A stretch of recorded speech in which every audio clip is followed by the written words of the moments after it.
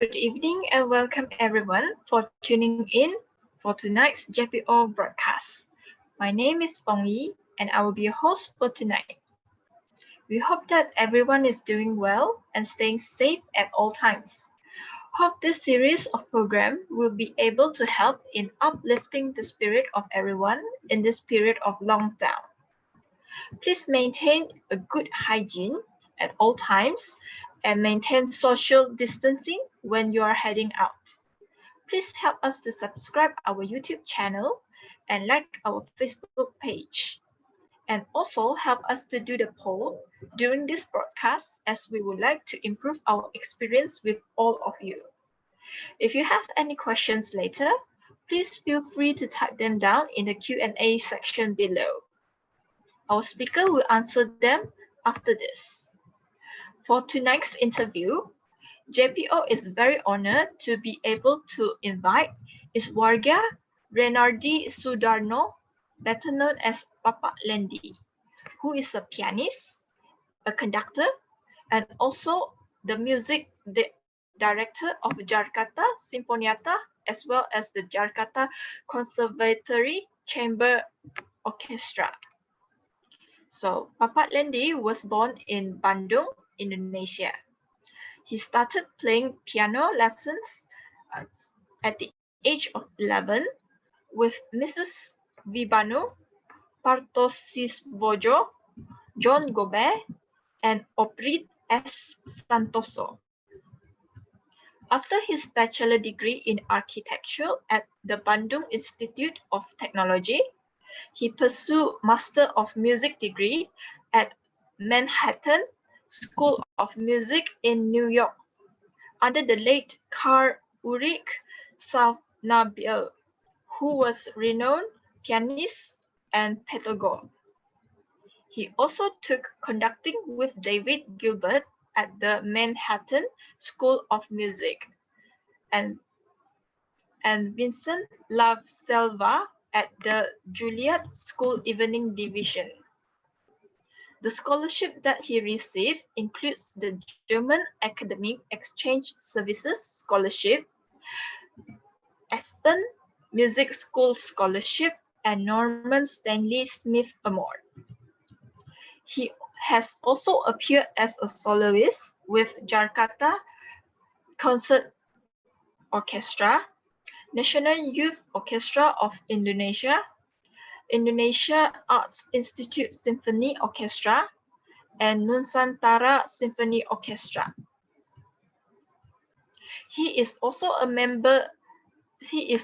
chamber musician who has collaborated with many well-known international musicians. Presently, he is the music director of Jakarta Sinfonietta as well as the Jakarta Conservatory Chamber Orchestra. Besides teaching at the Jakarta Conservatory of Music, which he founded, he is in frequent demand for master classes, conferences, and competitions in Asia, where many of his students won top prizes. Without further ado, let's welcome Papa Lendi. Hello, Papa. Hello. Hello. Welcome. Hello. Thank you so much for joining us tonight. Can you hear me? Yes, I can hear you. Okay.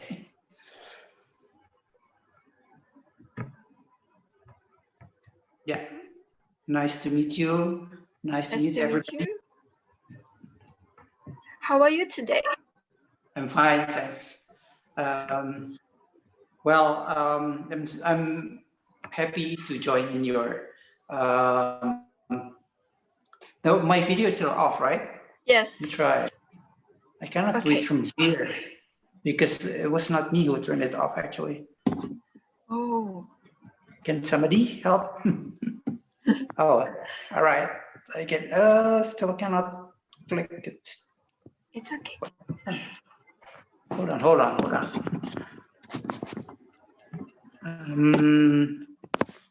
Yeah, I can. I still cannot. Can somebody turn it on for me? because you cannot click from here.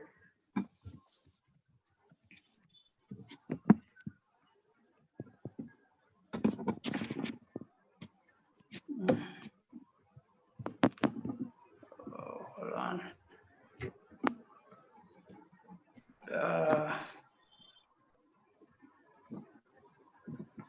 Oh, somebody turn it off. It's not me. And now I cannot turn it on. So how should I do this?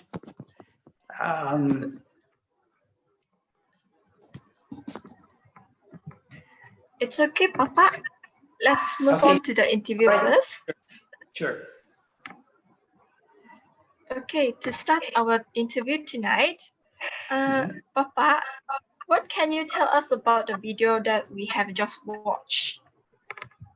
Okay, there was a Tchaikovsky piano concerto, number 1, the third movement, and the soloist was my student.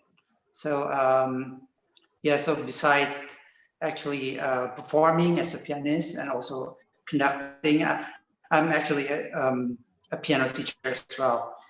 Maybe I'm more busy as a teacher, so that's one of my students. And the concerto is, it's a big stuff. It's a virtuoso concerto, which all the professional pianists want to play. And my student was 16 at that time, and I'm so happy that he can manage to play that in that early age. Something like that. You need more? Do you want me to explain more? Oh, can you hear me? It's okay. Yes, sorry. So, what and who are your early influence in piano playing? Okay, so my inspiration is actually my friend. So my parents didn't send me to a music lesson or a music school, but then as a normal kid, I play with all my friends, and when I was 11, I heard one of my friends play piano, and I suddenly fall in love, and I begged my parents to send me to music school, and of course they have to buy piano, of course, which is they're kind of hesitate because piano is expensive. Yes. Then so they tell me that I have to be very sure that I want to do this, because they don't want to spend money for such an expensive thing. But then at the beginning, I was really, I become a little hesitate, because suddenly I have a responsibility to learn really well, or I should say, I cannot stop in the middle, that I'm not interested anymore of music. But it's actually, hold on. Can you see me now? Oh, yes. Yeah. Yes, you're on. Yeah. Okay. Then, yeah, but then, okay, I'll just give it a try, because I really want to do that. And yeah, I learned piano until advance. When I finished high school, I already managed to play advanced pieces, and I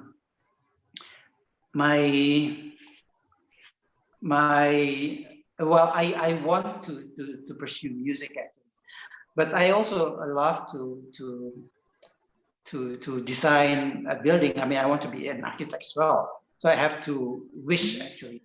But then my parents encouraged me more to do the architecture, because the future is clearer, like most parents think at that time. then I say, yeah, okay, I'll try to do that. But I really want to study music. So even though I'm very busy studying architecture, I keep managing to practice and to do lots of stuff in music. And then after I finish, then I actually worked a little bit in an architectural firm, but then I don't know, I started to teach as well, and my students become more and more and more and more, and then I thought I better teach them than go to the firm, and yeah, that's where I started, I think. And then my next influence is actually my teacher in New York when I first do my formal training in music, because he's such a great teacher. He's teacher of a lot of famous pianists, famous international pianists. So yeah, of course he's just great. Yeah, something like that. That's great. But you didn't let go of your dream, which is good. Yeah. If not, we don't have Papa nowadays, right? Well, probably. Okay. But I don't think I can leave my dream. It's just inside me. I mean, I cannot live without it. Yes, we should. We should be like that too. Okay.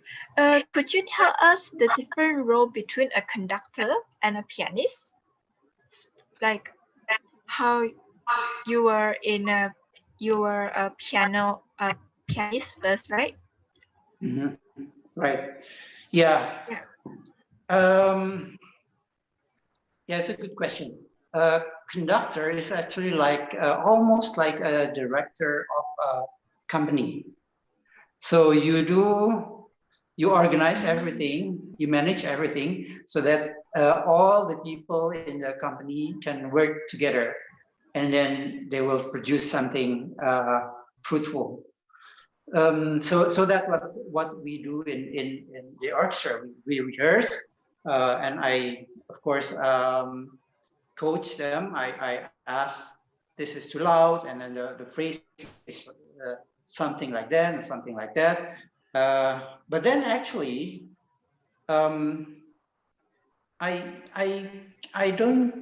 cannot do anything in terms of expressing the music. I mean, I can do my hand to enhance what I want to do, like it's forte, and then do it with a hand, of course. But the thing is, the music doesn't come from me.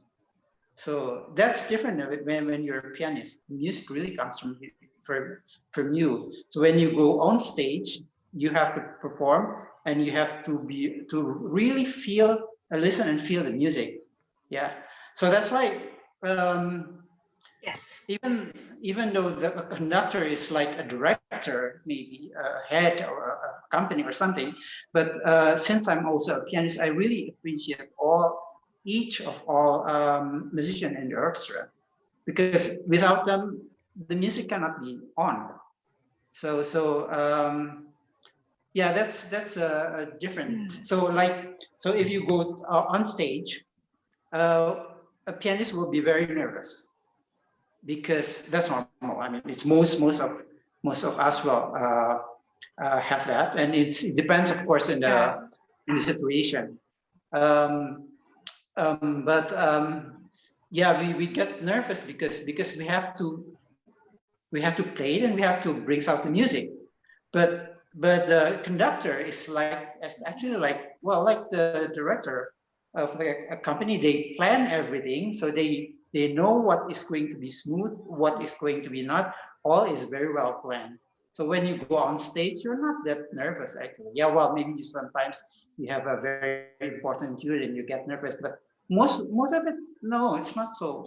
It's just relax. So that's the most important thing, I think.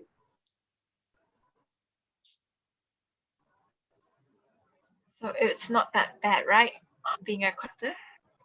It's what? Hello. Hello? So it's not being so too. Hello. Sorry. So it's not that Yeah. nervous for being a conductor, right? Yeah. Yes.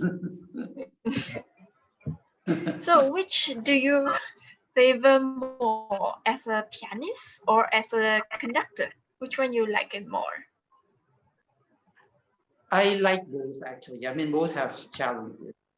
But to tell you the truth, now I like conducting more, not because of the job, but because I have less time to practice now.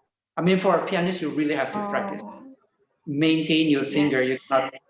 You cannot do 2 days without practicing. That's impossible. Yeah. So Yes. yeah. Since I have a lot of students also, and then for orchestra, I have to rehearse as well. I lose a lot of time to practice my own actually. So yeah. Well, I'm kind of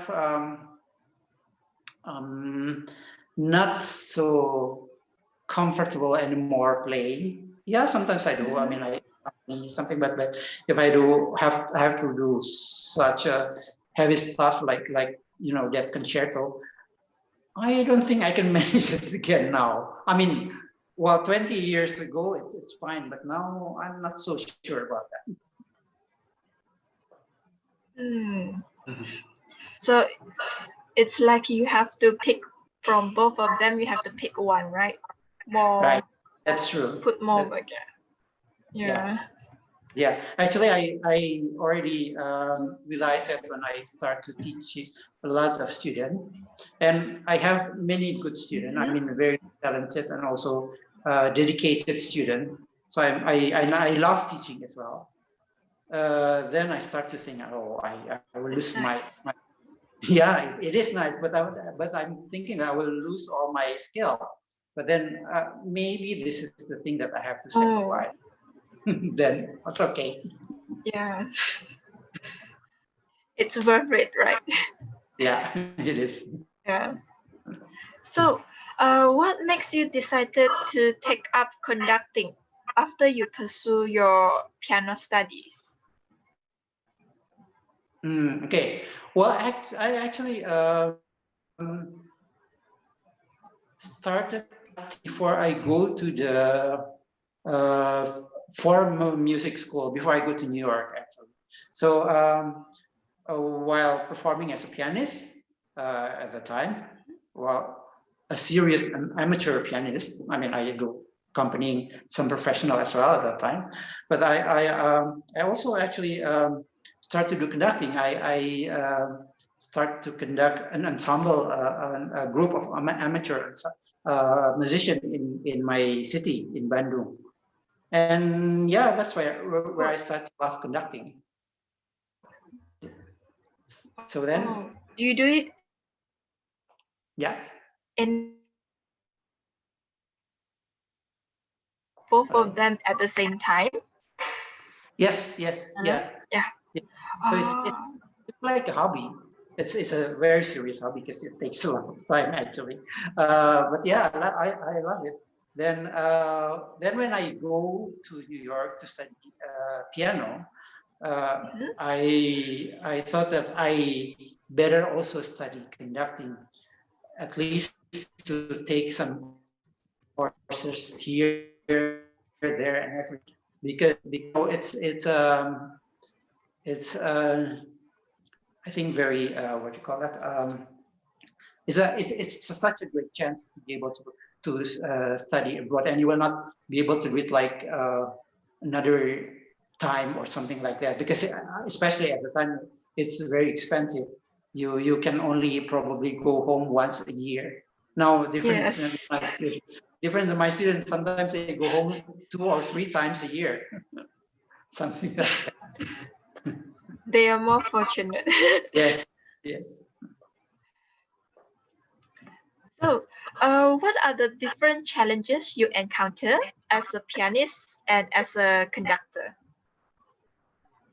Um, can you repeat again the Oh, question? sorry. Sorry. So, what is the different challenges you Mhm. encounter as a Mhm. pianist and a conductor? Oh, okay, yeah. Well, as a pianist, you just need to practice a lot. I mean, Mm. it's you go on stage and you're on your own. Even you play a duet or a trio, for example, you still have your responsibility of your parts. But as conductor, sometimes the job goes beyond the music. Like like you have to manage certain thing beyond the music. Also think about the musician, not only but about okay, this guy is more skillful at this one, so he should get the first one. But then sometimes it becomes not that easy because one is more senior and they're both has the same skill, for example. And of course, you have to think about the senior one right first, because otherwise you will get offended. I mean, we have to build a kind of very what do you call that? Positive feeling for working together. Yeah, so it's well, that's one of the other things, but one of many things actually. So yeah, something like that. So as a pianist, you work on your own, and you have your own responsibility, and that's it. But for conducting, you have many things. It's just like a director in a company. I mean, you have lots of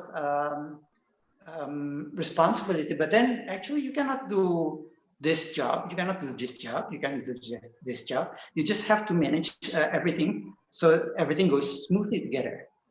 Something like that. So, so both of them has their own difficulties Yeah. to yeah. Yes. Oh, it's kind of difficult. So, No, it's uh, fun. oh, okay. You have received several scholarship, right? Yes. Yes. While you study in Europe. Can you Mhm. share with the young audience how you develop your learning attitude? How you get Okay. Yeah. Okay. Well, I have to be honest that actually I'm basically a lazy person. oh, But then, but then I like music so much, uh, and of course I love performing.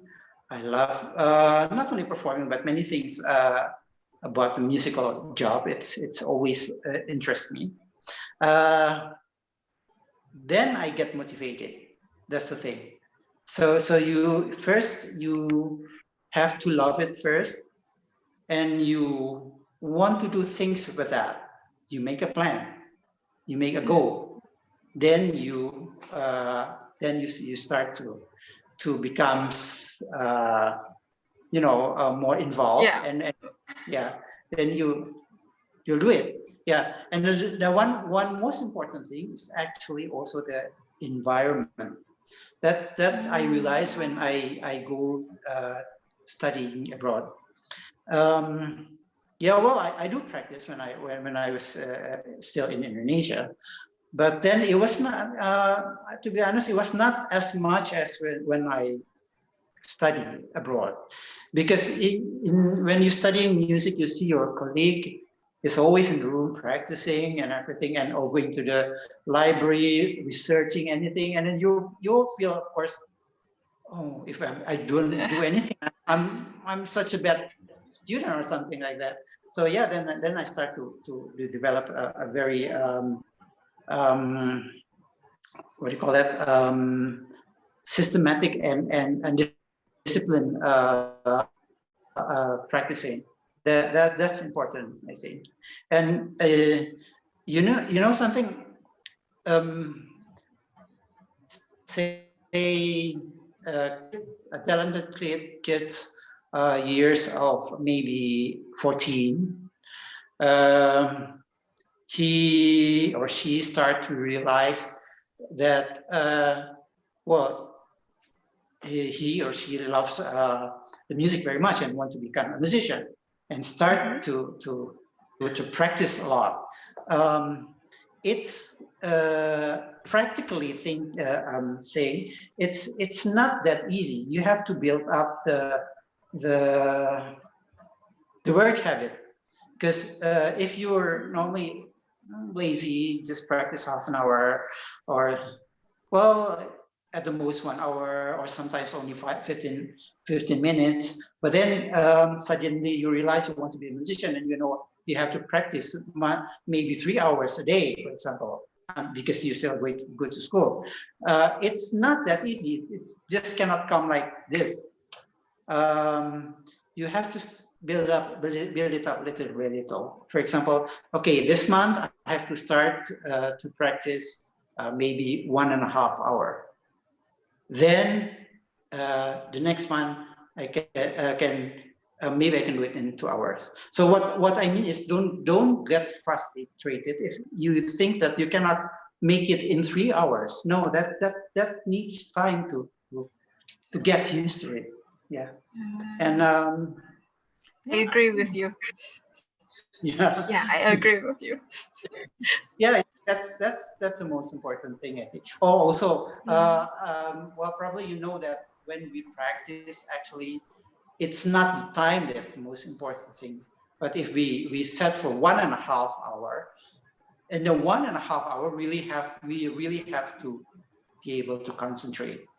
So it's not good. It's only if we think that 3 hours is actually the most optimum for us, and we sit in front of the piano, if you play piano, for 3 hours. But then 50% of it is just like daydreaming about something, even though you play. That's not good. So that's what I mean. Build it up little by little, but always with a good concentration. If you're talking about practicing. Oh, that's good. Yeah. Okay. Can you share any difficult periods concerning your decision on your career field in order to become a professional pianist? How do you overcome all these difficulties? Okay. Well, it's rather smooth, actually. um,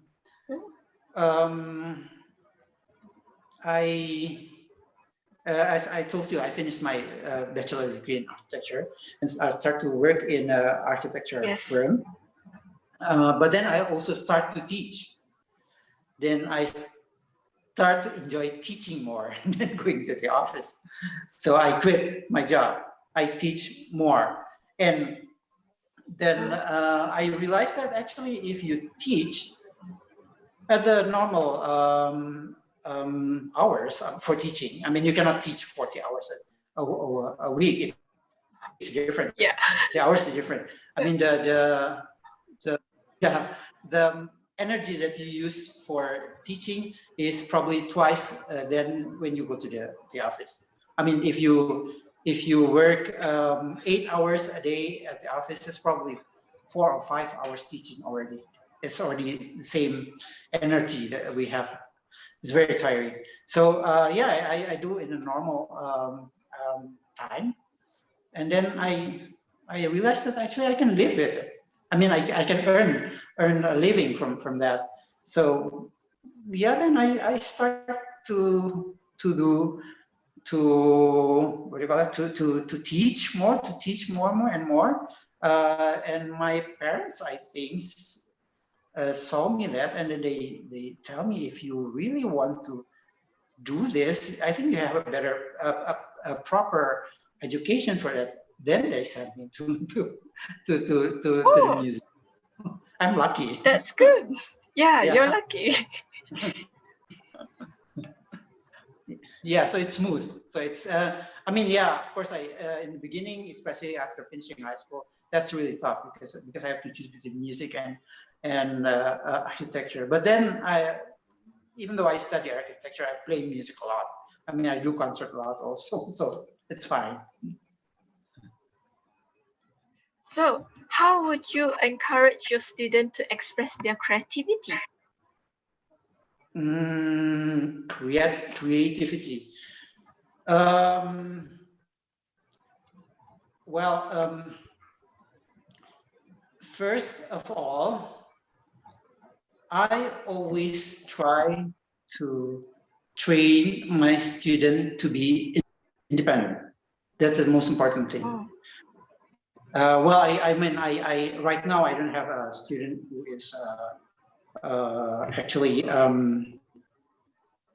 lower than late intermediate. That's the lowest one I have. So I think probably around junior high school, most of them. Well, I mean junior high school until university. I have one elementary school student, but he's very talented. So yeah. Yeah, that's why I emphasize on it. So that's why at this stage, yeah, I ask the parent not to go to the lesson because I really want to communicate with them personally, and I give them responsibility. For example, high school student who has studied for me maybe for 2 or 3 years, they start to, I start them to choose their own repertoire. So they have to know much more about repertoire. So yeah, then they become more responsible, and when you become more responsible, and your mind is start to, you know, circling, going around and thinking about lots of stuff. Then they become more creative. That's the thing. Is it make sense? Oh, how can you elaborate? How do you like make them think like circle? Yeah, like for example, going to competition, for example. I never asked my student. I never asked my student to go to competition. I just tell them, hey, look, this is this is a competition here, and then this is also another competition, and they actually start to think, if I do this competition, I can use my repertoire for concert for this competition. But if I do the other competition, I will not be ready, or I will be too much spending the time with that piece already.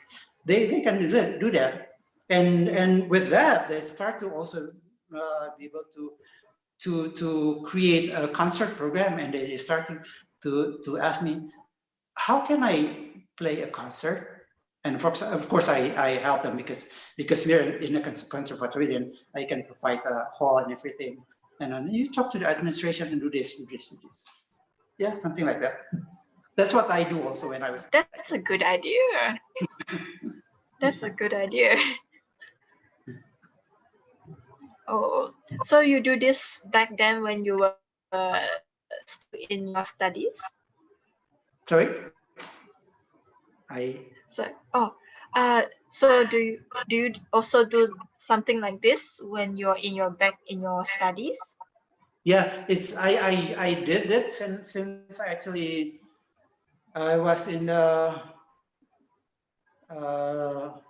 last year of high school. I managed my own concert. Well, it was not a solo recital at the time, but concert with all my friends who has a same hobby, playing piano. We organize together a concert, and then we invite people, we make the invitation, we make our own program and everything, something like that. And then of course it's more develop. That's it. Until now, I'm still doing it. So besides the regular practices and concerts, JPO has been working on outreach teaching program as well as live broadcast program like this. Do you have any advice or suggestions to the JPO? in terms of suggestion? like suggestion or advice for JPO. Okay. Well, this is already a very good actually program. This is very good program. I mean, building up the community. Yeah, it's good. And also, of course, do you have a recital of students or a couple of students, something like that? Or only Normally concerts. We have concerts. orchestra concert? Yeah, orchestra concerts. Okay. Or some outreach teaching, and they will have their concerts as well. Mm-hmm. Maybe you can also do the chamber music concert, because I think in chamber music, yeah. Oh, we because also have string concerts. Okay. Yeah. Okay. Well, that's good then. That's good. Do you have any more suggestions for more better improvements?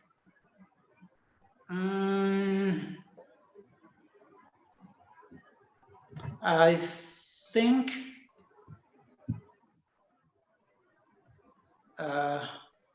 how is actually the kid, I mean, involved, or the musician involved? How is the range of the age? The age, the age gap is quite big from from kids towards adult. Okay, then maybe the adult can start to give some idea about concert program, and they can try to ask the kids to join in a different group. I mean, not the big orchestra, in different group. That should be nice for to have several projects. It's not a big project, it's a small project, but I think it's important. Thank you for your suggestion. Yeah, thank you.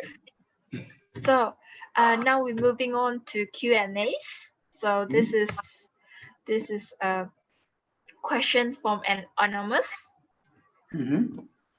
What were the most important skills and lessons you learned in your development as a conductor? Hold on. So it's not here. Can you tell me again? What is it?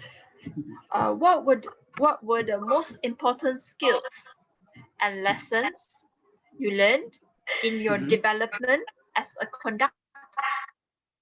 As a conductor. Yes, as a conductor. Okay. Yeah. Well, as a conductor, actually, yeah. Well, as I said, it's managing everything, including the people. Yeah. But then also, it's actually emphasized my teaching, and the other way around. My teaching also emphasize conducting, because when you do conducting, you have to plan. You have to have a plan of doing what for this rehearsal and what's for the next one. Of course, you have to do it when you teach. Also,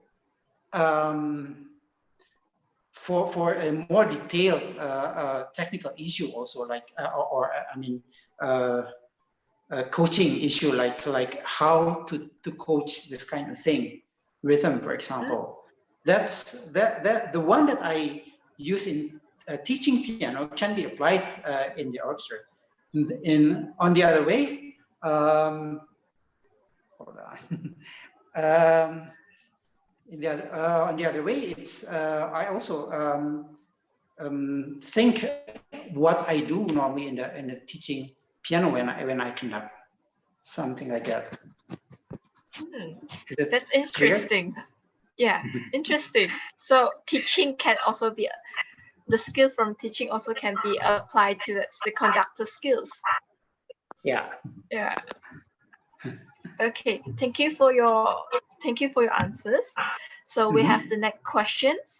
The next question is, how do you go about building a concert program? What criteria do you use for choosing repertoire? Hello, this is my internet. Cannot hear you. Oh, sorry. I think it's my line. Okay. Okay. I'll read once more. How do you go about the building a concert program? What criteria do you use for choosing repertoire? Okay. All right. So I actually conduct, or I am a music director of two orchestra. One is the Jakarta Sinfonietta, which is a professional orchestra. The other one is Jakarta Conservatory Chamber Orchestra. It's a student orchestra. So if you're talking about ABRSM system, that's around grade 5 until diploma, probably, the Jakarta Conservatory. So for the Jakarta Conservatory, of course, I have to choose a program that is capable for them. I mean, like they can manage to play it. They have the technique to do it. But then it should be with a theme as well, like the one that we were about to do, but it's canceled because of the corona. We're doing the all Bach family concert. So Johann Christian Bach, and then C.P. Bach, and then Johann Sebastian himself. So there's a for that concert. Now for professional, of course, it's much easier to program, because you can program mostly everything. The most important thing is thinking about the theme and the connection between each piece. Like actually this year we are doing all Beethoven concerto, Beethoven symphony. So one symphony in the second half, and the first half we do other piece. Sometimes it's connected to Beethoven. Sometimes it's program that influenced by Beethoven. So like a 20th century a piece, but maybe have a classical influence or new classical, something like that. So yeah, I think again, so to summarize, first of all, you have to know the capacity of the player who's going to perform, whatever, it's a chamber or a solo or a big orchestra. Then when you know the level, then you should make a theme, so that the program will make sense. Otherwise it will sound. Otherwise we will feel, how to say it, a bit confused when we start with the Bach or the Handel Concerto Grosso, and then in the middle we have maybe the Prokofiev. Well, that still makes sense. Some romantic pieces, and then at the end we have a classical symphony. It's just, our mind is like going everywhere. So yeah, so that's the thing. Know your capacity, and make an interesting program. Not only the theme that has to what do you call that? Combine or make sense for the works itself together, but also you have to make a build up atmosphere of a concert. Otherwise, it's. I mean, after you, for example, if you play Tchaikovsky concerto and then you do you do the early Haydn symphony, that's not good for the climax building. Something like that. Is it clear enough? Thank you, yes. Thank you, Papa. I hope that answers your questions. Okay, the Hello? piece. Hello? Yeah. Hello? Yeah, I can hear. Yes. Okay.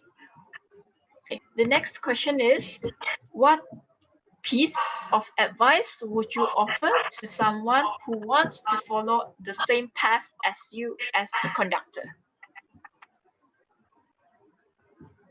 What one piece of advice would you offer offer to someone who wants to follow the path like you as a conductor? Okay. First of all, I think if he's a violinist, he has to be able to play piano. For example, or if he's a flautist, also same thing. The thing is, you really have to be able to understand the harmony. You have to be able to understand the balancing of the texture, yeah. And secondly, you have to coach an ensemble. That's where you start. That's even though it's still with kids, for example. Of course, kids can do and cannot do so much. I mean, they just get together, well organized. That's it. I mean, you cannot make a big, a clear phrasing, a big expression or something like that. But you do have to do it because as I said, conducting is like managing and organizing. Then you start to find a bigger ensemble to coach. Yeah, it's so namely is try to volunteer to coach an ensemble. That's important. Is it clear enough? Yes. Okay, I hope that answers your questions. So we are moving on to the next question. All right. Hi, Bapak Lendi. Do you take students from very young to quite old, or how do you select your students? According to how good they are, or how motivated, or how eager they are to learn? Okay. Well, I don't really choose my student 100%. Well, I don't know. They come to me when they are advanced enough. I mean, I did teach little kids, and I took actually pedagogy class and courses. Yeah, I love to do. I love to teach kids as well, beginner student. But right now, if I do that, I think it will be probably a waste for the advanced student because they will not have times to study with me. So I don't teach the kids anymore. But then, as I said, I don't choose the student. It's just I think they just come to me when they get more advanced and more serious also. So everybody who study with me is already well motivated. But I do understand how to teach and how to motivate a kid, which is not easy, really not easy. So yeah, in a conservatory is easy to select a student because you have audition, so you can behind the audition you can say I don't want to have this and maybe she's will go better with you or the other way around. Yeah, something like that. Is it clear? Yes. There's one more. Okay. How good they are, or how motivated they are to learn. Okay, if I can always choose, then I will choose the one who's talented and well motivated. That is the easiest student to teach, and you won't feel tired when even you teach for 2 hours. But yeah, Yes, well, correct. not everybody like that. Not everybody like that. Yeah. Okay. Next question is from YouTube. Ripley Lai. Any Mhm. pianist that you admire? Any pieces you like the most? Piano pieces, you mean? Yeah, Probably, I guess. I think so. Okay. Any pianist that you admire? Hmm. Maybe it sounds strange for you, but I like Malcolm Wilson, I like Robert Levin, and I like Christian Bezuidenhout. They are both actually forte pianists, not a what do you call it? Not a modern pianist. Why? Because I love actually historical informed performance practice. Since it's challenging, you try to know how it's performed during that time. So you have to make a lot of research. And also, yeah, it happens that everybody who do that is actually quite talented and very intellectual. So it's really, really interesting to listen to them, including orchestra also. Yeah, that's about the pianist. So I don't know if you know them, Bilson and then Levin and Christian Bezuidenhout. And any piece you like the most? I like, well, a lot. I cannot choose one, but I like works by Beethoven, Schumann, Brahms, Schubert, Mozart, and Bach. Although I don't play so much Bach, it's too difficult, and I think I start too late with the Bach. It's difficult. So you just listen to Bach more than playing. Yeah, that's true. That's true. Well, I teach a lot. Bach. Oh. So thank you for your questions. I hope Ripley Lai you get your answers. Okay. So the next one is YouTube from Rukmawati. So this is what the message is. Hi, Pak Iswargia. Senang berkenalan dengan Bapak.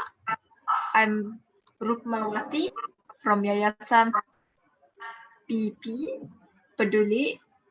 We manage sekolah mission by bagi bangsa Batam.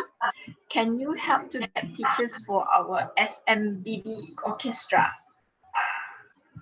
Can I help you get teachers for your SMBB? Well, of course. Yeah, of course. I mean, yeah, but well, we cannot do it here, right? Yeah, of course. You can call me or message me or email me, maybe it's better. Right? Oh, they are actually from the JPO outreach group. The outreach Right. teaching group. Yeah. I understand. Yeah, of course. Yeah, but it's seeking for a teacher, right? I mean, yeah, I cannot say anything here. Yeah.